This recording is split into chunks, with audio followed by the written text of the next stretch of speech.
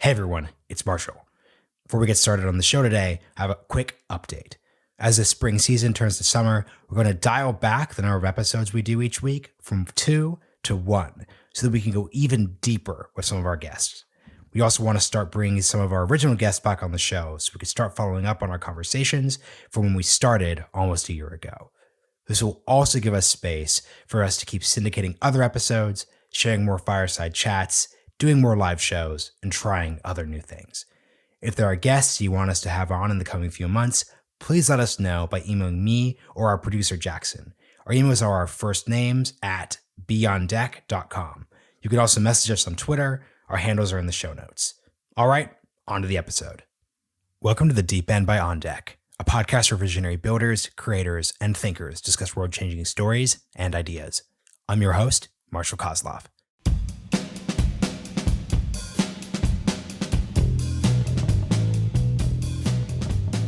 The reason the On Deck Founder Fellowship was exciting when it first launched is because it was the deepest pool of basically potential co-founder liquidity that existed on the market. Eric Thornburg had this insight very early on. There are all kinds of great people this is where we got the name On Deck. They want to start something. They're ready to join something early. There's no place for them to meet each other and for that market, as it were, to clear. And that's what sort of gave rise to the fellowship. And at the time, there really was not that much more to it than it was a meeting place.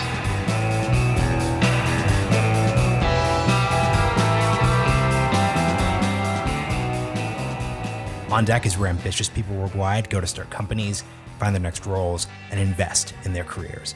Deep End invites the founders, operators, and investors from the On Deck community and beyond to turn their experiences into the ideas others need to start their own odysseys. Joining me in the Deep End today is Charles Cushing, who is a two-time founder and the director of the On Deck Founder Fellowship. Our discussion today centers on the market for solutions, a mental model Charles explored in a 2020 essay he wrote where he wondered if there was a way to improve the market for solutions in order to make all downstream problems easier to solve. In Charles's view, On Deck's mission is to help improve the market for solutions by bringing together capital, talent, and customers, all in one place to make company formation happen. We get into the evolution and history of On Deck's Founder Fellowship through its different phases and iterations, and how On Deck became the place to go for founders to develop conviction, find co-founders, and validate their idea. We also look into some future offerings, including belief checks for talented people who are pre-conviction to help would-be founders get off the sidelines and into the arena starting their companies. Okay? Great episode. Let's dive in.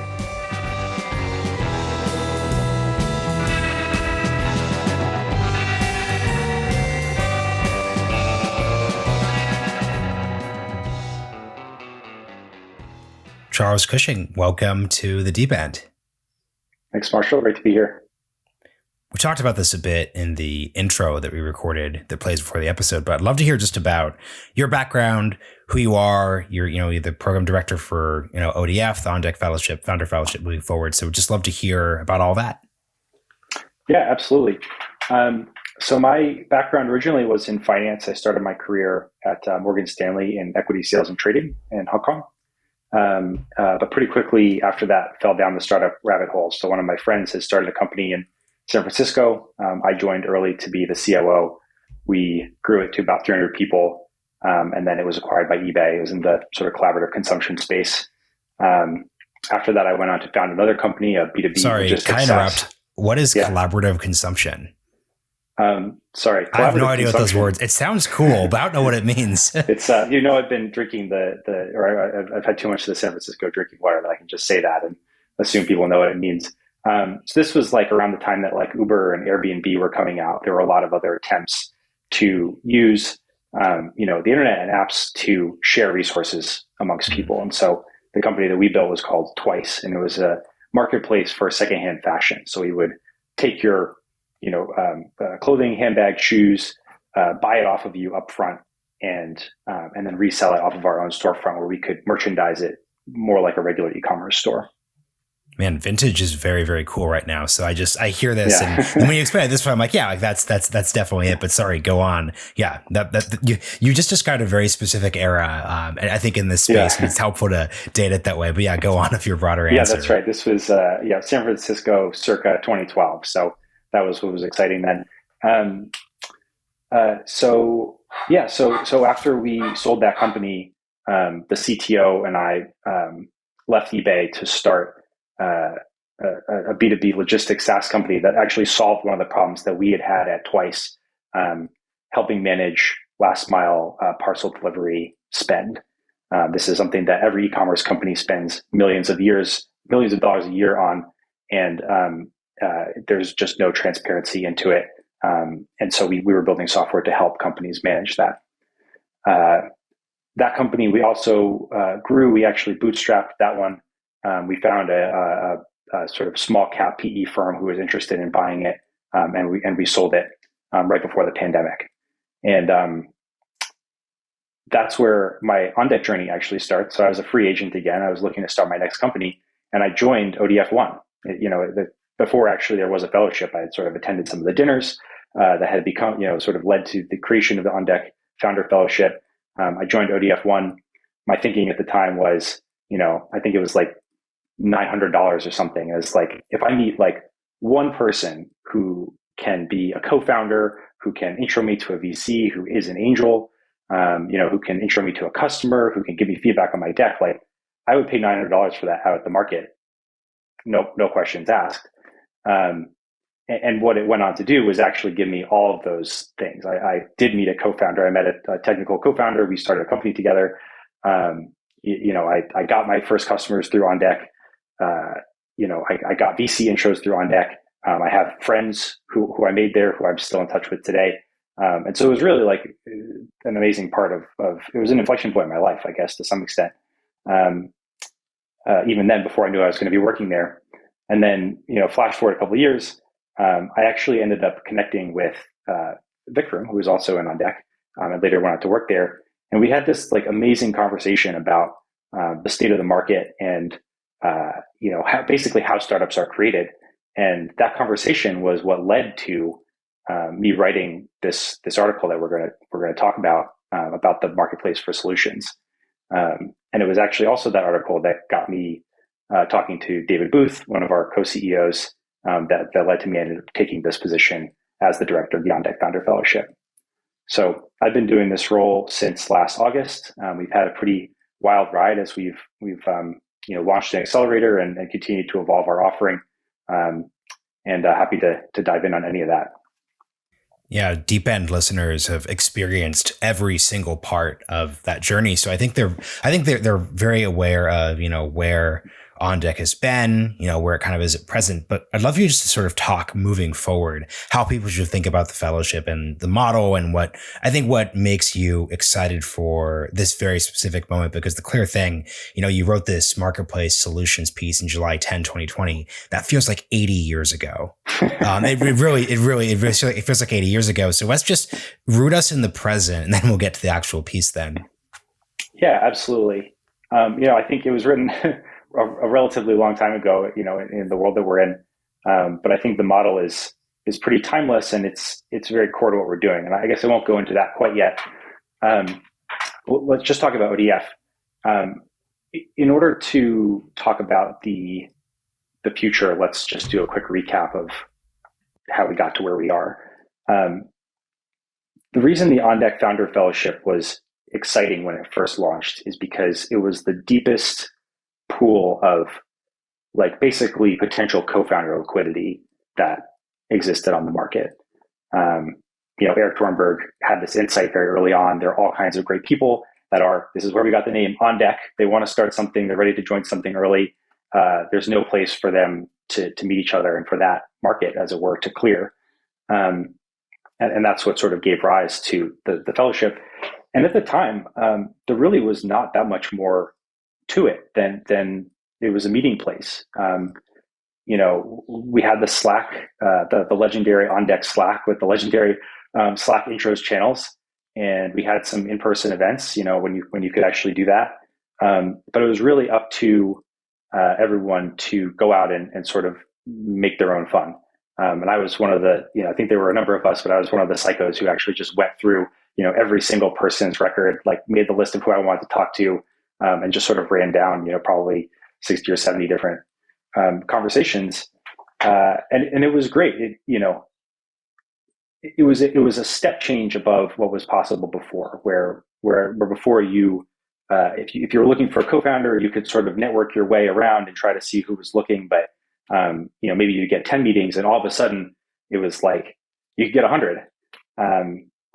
And to your point, and to your point, and this is the key thing, this pre-world was kind of random.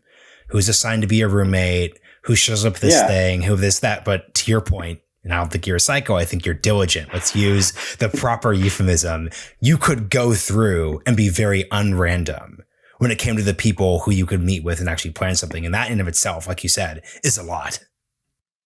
That's the perfect way to put it. Yeah. So pin that thought. As On Deck continued to, mature, I think when it first started out, it almost felt like like an elite club in a way, and that that had a good side and a bad side to it. And I think that what happened after that, as the program became more mature, is we started looking for new ways to add value. And at the same time, the direction On Deck, the company, went was we started launching these like careers programs, which were very much focused on, there's like an educational component to it. Like we're gonna teach you how to do X, Y, Z. And I think that for a while, that was the direction that On Deck Founder Fellowship was getting pulled in. We were starting to do programming, and it looked a lot like education. It was like events, and there was still like a very strong networking component. But that's kind of like the direction it felt like it was going. Then On Deck ODX, our accelerator, launched. And this was a sea change for us because it was the first time really that we were forced to think in a very critical way about how do we actually deliver outcomes for founders. So context here, ODX was an accelerator. It was like a standard accelerator deal, 125K for 7% of your company. You get high touch support for a period of time. Our goal is to help you fundraise. When we launched ODX, we turned ODF into basically a feeder program for it. So everyone who joined ODF, we would guarantee you a spot in ODX. That meant, even though you were pre-idea or still at your job or whatever, when you got to conviction that you wanted to start a company and, hit the button, we would seat you in ODX and we would fund you. And this was like a really revolutionary thing to do. I mean, we were taking, sort of sight unseen, bets on pure talent. And so the result of that was like, well, we realized we have to make sure that these founders that we're backing have the tools that they need to build great companies. And so we started thinking really critically about how does, the ideation and validation process work? How does someone get to a good idea? How does someone find a co-founder? And these were all things that we had like programming around before, but this is really the time when we started to turn that into a product. So that was sort of what happened when we launched ODX. And one quick thing before you move on. Yeah. On Deck likes talking a lot about pre-idea, pre-conviction. Can you just define what those practically mean for folks? Sure. So, conviction is a very slippery term, and I think it gets used, even internally, probably in too many different ways. But the way I think about it is,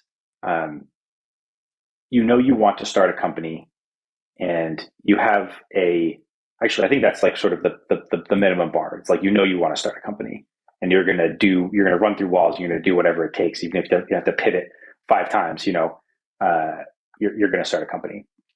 And I think there's sort of a layer above that, which is like you've identified at least like a problem that you want. Maybe you start out like with a space, and you sort of narrow it down to like a specific problem or customer set that you're trying to serve.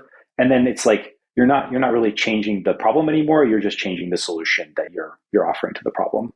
Um, so yeah. So when we say pre-idea, it's like maybe you don't quite know what space you're going to be in yet, or you don't have sort of a set of solutions that you're going to be looking at specifically. Another follow up there, because this is fascinating to me because I actually tend to, especially given the deep ends editorial focus, I'm talking with founders who are, once again, post conviction, post idea. It'd be a terrible podcast to interview someone who's pre ID, pre conviction. But how do you identify folks then? If those are the two factors there, like how do you think about that identification of talent? Yeah, it's a hard problem. It's a problem that uh, yeah, if we solved it, we'd be worth $1 trillion already. So it's something we're still trying to find the balance on. But um, I think there are a bunch of different signals that we look for, and some of them are quite obvious. It's typical stuff like have they started a company before? Um, have other sort of high pedigree institutions signed off on them. Um, but we also take another cut at it, which is um, like, what has this person shipped? What have they built? And it doesn't matter if they built it for their company or as like a side project um, or what, but like we look for that sort of momentum. And I think the final thing we look for is just subject matter expertise of some kind. These are all like ors. It's not, you don't have to have all these things, but any one of them that's sort of sufficiently pointy uh, would give us a good indication. So it's like if you are a uh, doctor or a veterinarian who has been in the chicken industry for the last 10 years, and you show up at our door and you're like, I want to build a company, like we'll probably say yes to that because that's a really interesting space that you need specialized knowledge to get into. And the fact that you're even here looking to build a company means that you're probably exploring more of a blue ocean. For sure. So then we got through ODX. Like, what's the next stage? It basically takes us to present day moving forward. Yeah. So ODF for the last two cohorts we've been running ODX. We've had some just absolutely amazing talent come through the pipeline, and some incredible founders have sort of taken their journey and are have converted into ODX and are launching their companies. And so I'd say in that sense, like the experiment worked really well. There was a downside to it though as well, which was it meant that the only people we could take were uh, were CEOs basically, or people who were going to be CEOs. And what we realized looking back was that actually the on-deck community is just this incredibly rich ecosystem, and everyone has some sort of connection to founding a company.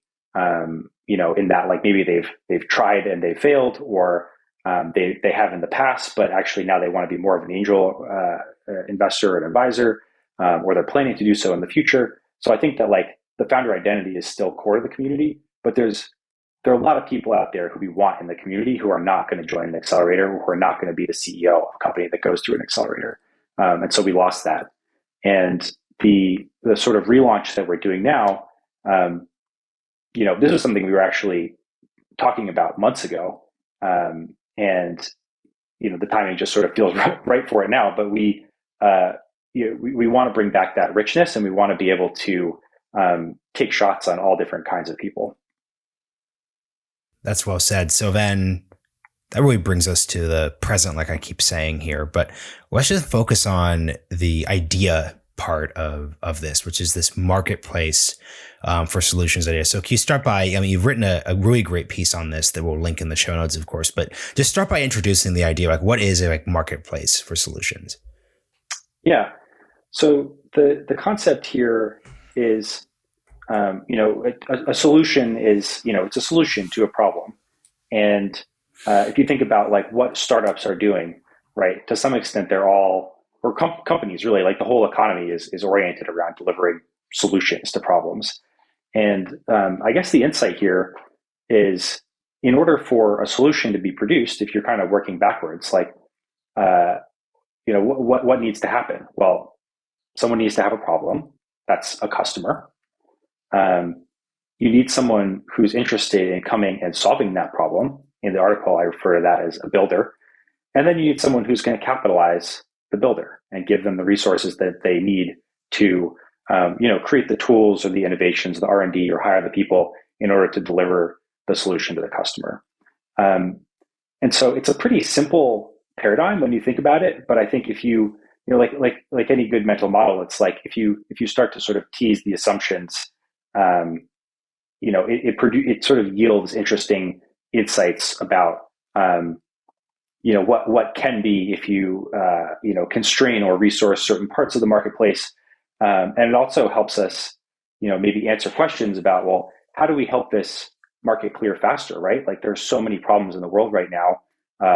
Nobody's happy about that. Everyone is looking for ways to generate more solutions. Like what's holding us back? I think you might be on mute. What's interesting here, and you kind of got at this with your previous answer, but the piece is actually titled, "How Can We Fix the Market for Solutions?" So to use startup language, right? Like what is broken? What is the problem? Yeah. It's a bit of a red herring, headline, because of course we'll never fix the market for solutions. Every solution introduces new problems, which then, themselves need fixing. I'm a startup guy, and I think that this piece came out of a period of my life where I was looking for the right opportunity to be pursuing. And, when I sort of abstracted away what was exciting to me, it almost wasn't like, what is the solution to one particular problem? It's like, how do you solve all the problems? Or like, how do you make all the problems get solved faster? And, so that's where this paradigm came out. And then, interestingly, when I looked around the market, the actual companies out there doing things, OnDeck was one of the companies that happened to be working in this space. And there aren't actually, I think, that many companies that are explicitly or implicitly really trying to help the market for solutions clear faster. Like OnDeck is one. I think like AngelList, is potentially another one. I mean, I guess you could argue that like there are a lot of different sort of flavors of this, but in terms of companies, they're actually bringing together capital, builders, and customers all in the same place and explicitly trying to bring them together to make sort of company formation or product generation happen. It's a pretty unique thing. And when you think of, because once again, I'll just read from the piece real quick. There are trillions of dollars of value locked up in unsolved problems. People need affordable housing, access to quality food, ROI positive education, upskilling for jobs, cheaper healthcare, et cetera, et cetera, et cetera. To your point about this being limitless, you could extend that paragraph effectively forever. As you think about that framework and maybe even some of the companies you've encountered in ODF, like what comes to mind as opportunities or just something that you think the community has done a good job of sort of getting to at least? Yeah, that's a great question. So I sort of talked about this a little bit later in the article, where it's like, okay, yeah, if we sort of adjust the inputs to the marketplace, like which ones do we sort of have solved already, and which ones do we really need to be bringing more resources online?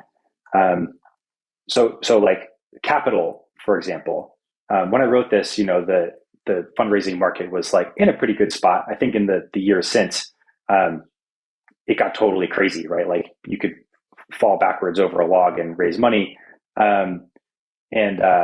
I think is actually a pretty interesting test of the model, because the capital input went up, and as you would sort of expect, a lot of companies got funded. Were they all good companies? Will they all succeed? Will they all weather the sort of downturn that we're in right now?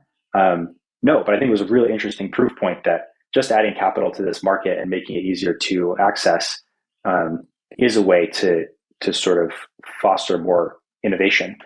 Given the macroeconomic climate, I think we'll see what happens with the economy now. But like generally speaking, you're whatever this downturn is, it's not going to erase the trillions of dollars of wealth that have accumulated. And I think we'll get back to a point where, people are funding innovation and money is looking for the highest possible return. So then that brings us to like, what are the real challenges here? I think there's a really big one around helping customers surface their problems to builders. This is one thing that we are spending a lot of time thinking about right now at OnDeck. It's sort of like, the other half, or I guess the other edge of the sword is like, from an entrepreneur's perspective, going through the idea maze, finding problems that are worth solving. And can you explain the idea maze real quick? I know it's not your, it's a complicated idea, but like, give your best articulation of what it is. Yeah. Oh man, apologies in advance to Chris Dixon, because I'm probably going to butcher this, but the idea maze, the concept of the idea maze is basically, an entrepreneur at the start of their journey doesn't know exactly what they're going to build or for whom.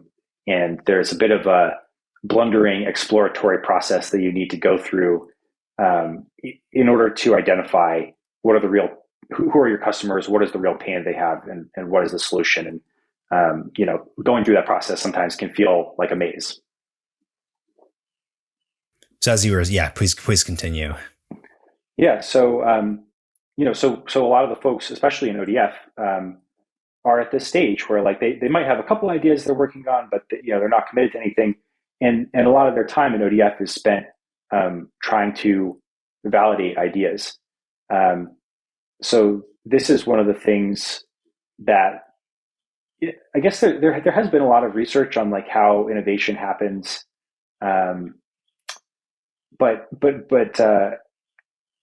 it's not a solved problem by any means. And I think that there is like whatever progress we've made on this, there's still just like a long way to go in terms of being able to take a founder and say, if you ask someone like how a startup idea gets created, right, you're going to get 15 different answers back. Some people will say, put up a landing page. Some people will say, go talk to customers. Some people will say, go embed with a company and build something that they want. And there's not going to be like a silver bullet solution to this, but I would say if you asked most entrepreneurs, they would describe this as like a high friction process. And so that means there's opportunity to make it more efficient. The other area that we think that we can have or I guess like the other thing that I think could drive the marketplace for solutions to clear faster is just bringing more builders online. The barrier to starting a company has never been lower. But I think that there's still so much of the population that is not really in a place where they can shoot their shot. Part of that comes down to sort of educating people about like how to start companies. Part of it is like actually sort of ties into capital. People need a certain amount of stability in order to be able to take risks. And part of it, and this is really interesting, but part of it is just belief. I've spent the last couple of months as an advisor to about 20 of the companies in ODF. And one of the craziest realizations for me is just how much of the process of moving forward through the idea maze is just having someone to, bounce ideas off of, reality check you, and also just like at the end of a rough week to say, you know what, you're doing a great job, and like we believe in you, and we think you are on the right path. And based on what we've seen with other founders, like the process that you're going through is going to get you to a place that you want to be. I think so many people lose confidence and give up before they really even get a chance to get to the starting line. And I think that's one of the beautiful things about the ODF community, is because it's a built-in source of believers. You can go out and you can find people who are going to support you and help you, and it's just an extremely collaborative environment. And so I think that's one of the reasons, like even outside of any of the sort of products that we could build, this is one of the reasons to join. you know, a million things come from what you just said. I want to start with something you sort of implicitly / kind of explicitly said a little earlier. You said ODF was starting to sort of not pivot, but lean a little towards like education. And what I just really heard from you is that if you're looking at what is just like this core value add, it's this belief capital, it's bouncing things back and forth. This also speaks to why this can't just be considered a community of CEOs, because there's all sorts of people up and down the stack that could really provide something of value there. So can you just speak to, I guess what I try to ask this as is, how does one learn then? Right. So if we're identifying that like a lot of our value add is really providing that for folks and building a community of that, like where does the learning component come into, or is that just something that happens through doing? Yeah. So I think what we found, well, let me actually sort of roll back to what we were talking about before I answer this question. So OnDeck started as a community. Then we started trying to make it like an education program. Then we had to sort of refocus on founder needs. And I think where we're at today, sort of having gone through that journey, is like, you can get all the things that I've sort of just described just by going out into the OnDeck network, right? You can find people to help you validate your idea. You can get interest to customers. You can find people to cut that sort of belief check. We often now are going to want to be the ones who cut that belief check, and we can talk more about that. So you can find that out there. And, like I was saying before, the way you used to do this, in the old days was like you had to sort of have a network or really work hard to make your own network, and it was never going to be that big. OnDeck brought that network together, in a substantial way, if not for the first time, then sort of like one of the first times in a way that was open to everyone. I think our challenge for the next couple of years is actually taking the next step function of efficiency and removing friction to these activities. So, if before it was like your co-founder is like, who's your roommate's friend, next you come to OnDeck and like you have to go and do the thing I did where you search through everyone, you set up a bunch of conversations, and then you find your co-founder that way. Like what we're looking for is the next evolution of that, where you come in and like you fill out some information and we hand you a list of people who, we think will be good co-founders, or we at least give you a process that we've been able to build by watching hundreds of people go through their own process. That's like, we think this is a reasonable way to go about a co-founder search that will produce a good result. And so, you can do it with co-founders. I'd say the ones where we're sort of most robust right now are like co-founders and fundraising. Like we are building products and services and sort of focusing our offering around a track where you can come in and sort of get results there. For everything else, ideation, validation, we're working on right now. But there are a million of these avenues you could go down. Hiring, scaling yourself, management. So I think our model is like, come to the community. Like you could probably get what you need just from talking to people if you're willing to put in a little bit of work. And then we're using everything that we're learning from watching these interactions happen to create products to make it easier and reduce friction to get to these goals. So let's actually get to the belief check. I'd love to hear, I think everyone would love to hear a little more about that. Yeah, absolutely. So, I mentioned ODX sort of had been running under the accelerator model, and that's one approach to helping companies get formed. And I think again, our innovation on that was like ODF just having the sort of stable commitment of knowing that ODX was waiting for you helped a lot of people get off the sidelines.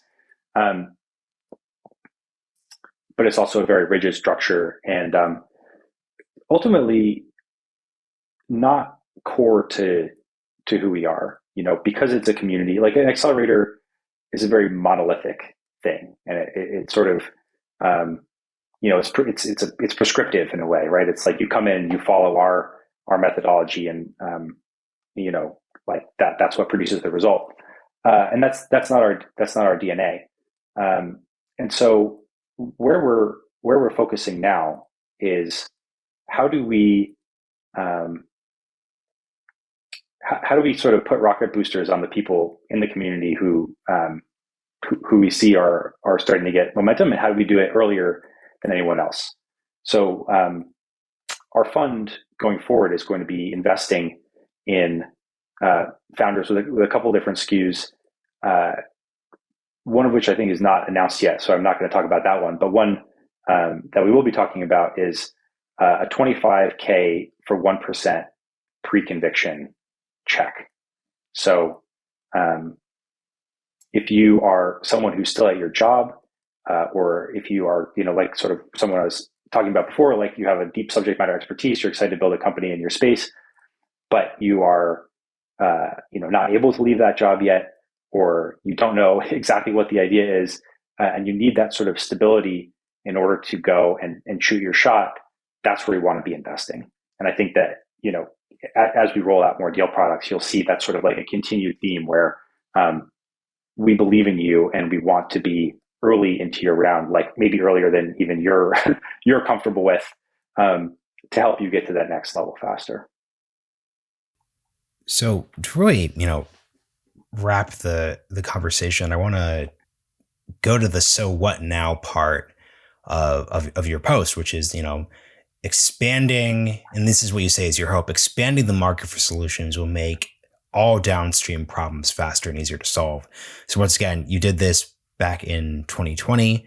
There's still a lot of work to be done, but I'd love you just to close on the assumption that you're still optimistic, but B, just really say what is the work broadly, not just at On Deck, but also On Deck, that you think needs to be done, given just the fact that I think almost everyone could identify there's a million different problems that need to be addressed. Oh man, that is a big question. What's missing still? What's still to be done? Basically, when we focus on that part, then there's so much, and we've talked exclusively about startups, or almost exclusively about startups. But I think that the sort of methodology that drives innovation faster that we know about, right, which is basically experimentation and learning from those experiments, iterating on those experiments. That mindset, which really even goes back to the scientific method, that mindset has not penetrated most of human activity, right? Like if you look at politics, when someone writes a law, it's immutable. Well, it's not immutable, but it's meant to be immutable. It's meant to last forever, right? There's very little in the legal framework that's set up for experimentation, and guardrails for if things don't go according to plan. So I think that the private industry is, they sort of created the paradigm on that. But what that lacks is the humanistic side, and also how do we expand that to other parts of the world. So I think that we're talking about the very tip of the pyramid that we're starting to solve at On Deck, and maybe a slightly larger piece of the pyramid that we're starting to solve in the tech world, but 99% of the world's problems haven't even been touched by this ideology yet. No, and I think what's key here is that whether you're a potential founder or a person in the tech ecosystem looking at something like On Deck, or you're someone totally unrelated, like you said, with 99.9 unaddressed, there's a lot of work to be done still. Charles, thank you so much for joining us. This has been really great, and love for you to shout out anything else that you or your colleagues have done that folks should check out if they want to learn more. Thanks, Marshall. You put me on the spot there. I can maybe have a thought and provide some stuff to link, but I will. I want to be judicious with our listeners' time and make sure I'm always sending them good stuff. So the main thing is check out the ODF Fellowship is the main takeaway then too. Thanks for coming on the show.